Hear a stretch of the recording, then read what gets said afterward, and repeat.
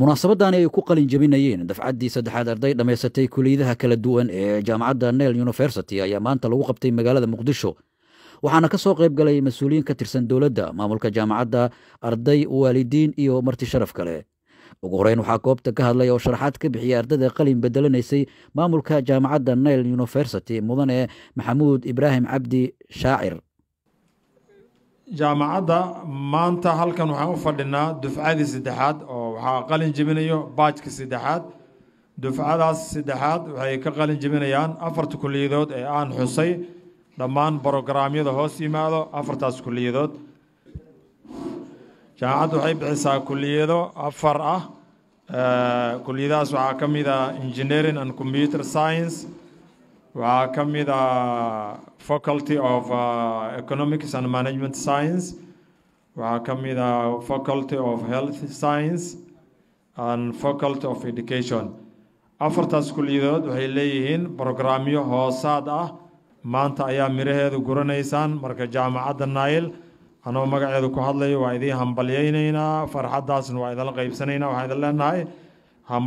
hambalyo sidoo kale mas'uuliyiintii ka socotay dowladda ayaa dhankooda bogaadiyey ardayda qalin jabisay iyagoo kula dardaarmay in ay halkaa ka sii wadaan waxbarashada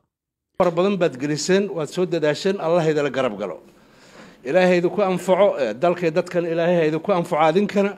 diinta ilaahaydu ku anfaco meel wanaagsan baad maraysaan maanta waad yareertihiin dhalinyaradu tiin waxbarasho waxaan leeyahay marka hore u socda annaguna maxaan ku raahdaa waxaan leenahay hambalyo ayaan idin leenahay waa idin mahadcelinayaa aad iyo aad baad u mahadsantihiin waxbarashada waa u mahadcelinaynaa waa meesha kaliya aanu maaragtay annaga dhan aan aad uga noolnahay waay marka waa idin soo dhaweynayaa farxad weyn ay noo tahay inaan idinkala soo qayb galno xafladan sharafta leh qiimaha leh arday Soomaaliyeed wax baratay jiilka ka dambeeyo in mataqaanaa aathar uu kaga tago waa wax sunni ah qaar ka mid ah ardayda qalin bedelanaysay oo dhankooda cabiray dareenkooda ayaa sheegay inay ku faraxsan yihiin in ay maanta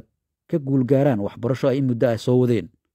waxaan u hambaleynayaa walaalahay saaxiibaday oo maanta halkan inala jooga iyaga laftigooda qalin jebinaya naftayda ka bilaabay marka hore waxaad leeyahay hambalyo kolley hambalya idin leeyahay aniga ka mid dadka isku hambalyeenayo idinkana hambalya idin leeyahay waa maasantii ugu dambeyntii maamulka guud ee jaamacadaha Green Hope University iyo sidoo kale Nile University Professor Mustafa Macalin Cabdulle oo soo xiray xafladda ayaa ardayda kula dardaarmay in waxyaabaha ay barteen ay bulshada uga faa'iideeyaan waxaana intaa kadib qaar ka mid ah ardayda halkaa lagu guddoonsiiyey shahaadooyinka Cabdulqaadir Fantastic warbaahinta qaranka Muqdisho